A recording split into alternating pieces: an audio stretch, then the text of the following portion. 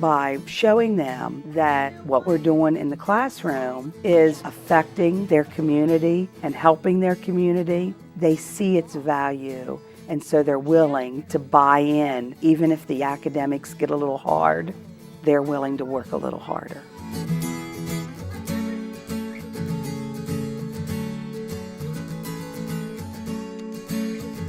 Any problem isn't really a problem, it's an opportunity, right? It's an opportunity to learn something. They may not be the hero that rides in and solves the problem completely, but they can have a piece of it. They can be part of the solution. This could be right over there. You know, with our agriculture program and tying in the chores that they have to do, they live that every day. We are actually building playgrounds for the animals because we found that they have been trying to jump over the fence. The kids really started to think, they're kind of bored. Why are they acting this way? Why do they keep getting out? They hardly have anything to play with, and sometimes they'll get on the watering containers.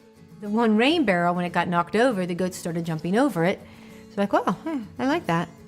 What else could we make? So that's where we came up with the idea of maybe they need some playground equipment.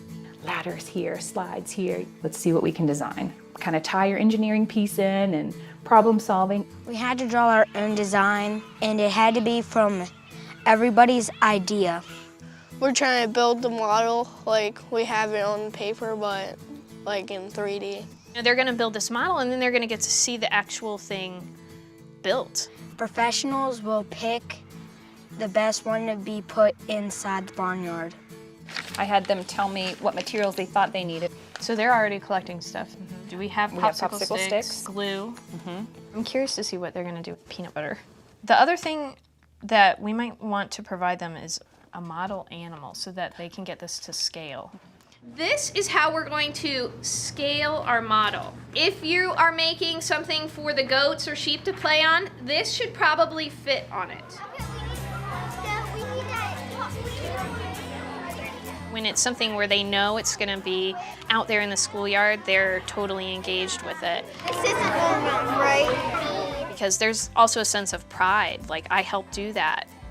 I mean, they're going to have this cool product at the end, but they hopefully will also remember we built models, we worked as a team. I don't think they would need a feeder on there. I got to use a saw, I learned how to use a measuring tape.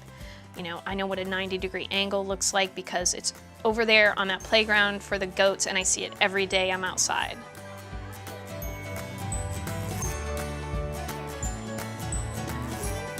Well, one of the standards for first grade is that students are aware of the things around them. It's like going to get the skin off. Oh. We have been tagging butterflies for several years. And then in the spring, we didn't see many butterflies around here. So we've talked to park rangers. They have seen that this area was low in milkweed. We talked about, what's happening with the milkweed habitat loss and our mowing patterns, the climate shifting, all of that that's playing in, and they really understood it. You guys are going to help us this year by helping to plant their favorite plant. Milkweed. Milkweed. Why do they need milkweed? So they can they put seeds. They lay their eggs. Give me 5. All right. We've read both informational text on butterfly migration, fictional text, social studies. We have tracked butterfly migration on a map, all kinds of things. Math, when we put the milkweed in the ground today. All right. You guys tell me which one is 3/4. This one. All right, so just about like this. All right? And then you're going to lay a seed right on top of that. Can you find one? Here, spread them out. They really understand that it's not about just what's happening at Crellin or even in Garrett County. You can ask them, do the tornadoes in Texas right now matter? And a second grader here will tell you yes, because that's where the monarchs currently are. Good job. You need some seeds? I think they're starting to feel like the things they think matter, the things that they do matter, even when I'm 8, even when I'm 9. Because they're so invested in it and really engaged in the process, it really cements it. It's something that they'll remember. Yeah, connections to their outside world only make learning more meaningful and more purposeful and more lasting. We're teaching them to be people, important people, who can do anything they want to do.